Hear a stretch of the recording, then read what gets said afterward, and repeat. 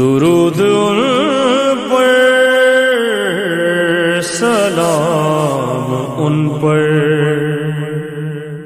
میرے نبی کا جو ہے گھرانہ۔ آپ اس قصے کو آپ ملاحظہ فرمائیں کہ جب رسول خدا نے غدیر خم پر امیر المومنین کی ولایت کا اعلان کیا اور مدینہ جب پہنچے تو نعمان بن حارث کے واقع غدیر کے بعد رسول خدا کی خدمت میں آتا ہے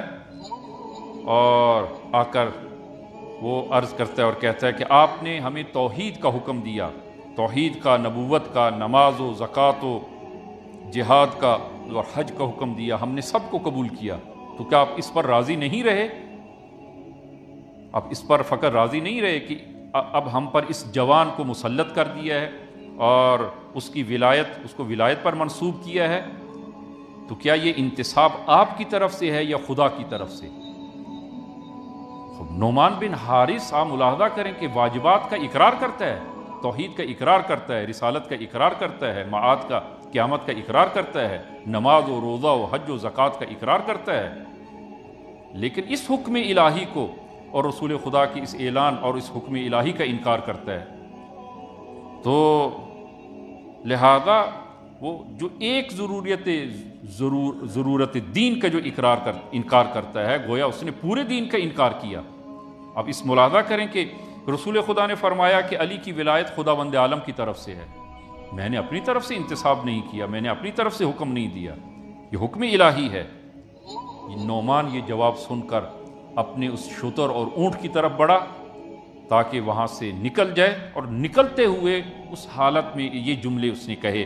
اللہم ان کان ھذا حق هو الحق من عندک، خدایا اگر یہ حکم تیری طرف سے اور یہ حکم حق ہے اور تیری طرف سے ہے، فامطر علینا حجارۃ من السماء او ائتنا بعذاب علیم، تو خدایا مجھے اس حق کو قبول کرنے کی میرے اندر سخت نہیں کہ میں اس حق کو قبول کروں، خدایا تو میرے اوپر آسمان سے کوئی پتھر برسا یا کوئی عذاب نازل کر۔ ابھی وہ اپنے اونٹ تک پہنچا ہی تھا کہ آسمان سے ایک پتھر آتا ہے اور وہ فی النار ہو جاتا ہے۔ حکم الہی کا انکار حکم الہی پر کل، وہ دین کا اقرار کیا اس نے، لیکن اس حکم الہی کا انکار کرنے پر خداوند عالم نے اس کو وہ عذاب میں مبتلا کیا۔ لہذا یہ آیہ مبارکہ کہ مفسرین نے، عامہ و خاصہ تمام نے اس آیہ مبارکہ کے بارے میں سورہ معارج آیہ نمبر 1 اور 1، 2 اور 3، سأل سائل بعذاب واقع للکافرین لیس لہ دافع من اللہ ذی المعارج، فرمایا کہ ایک سوال کرنے والے نے عذاب کا سوال کیا جو واقع ہونے ہی والا ہے، کفار کے لیے اس سے کوئی ٹالنے والا نہیں، اور یہ عذاب عروج کے مالک اللہ کی طرف سے ہے۔ یہ آیہ مبارکہ نازل ہوئی۔ لہذا عزیزاً، خداوند عالم کے احکام کے سامنے دین یعنی تسلیم، یعنی مطیع، انسان دین کے سامنے، احکام دین کے سامنے وہ سر تسلیم خم کرے اور قبول کرے۔ لہذا آپ ملاحظہ فرمائیں کہ قرآن کریم میں بہت ساری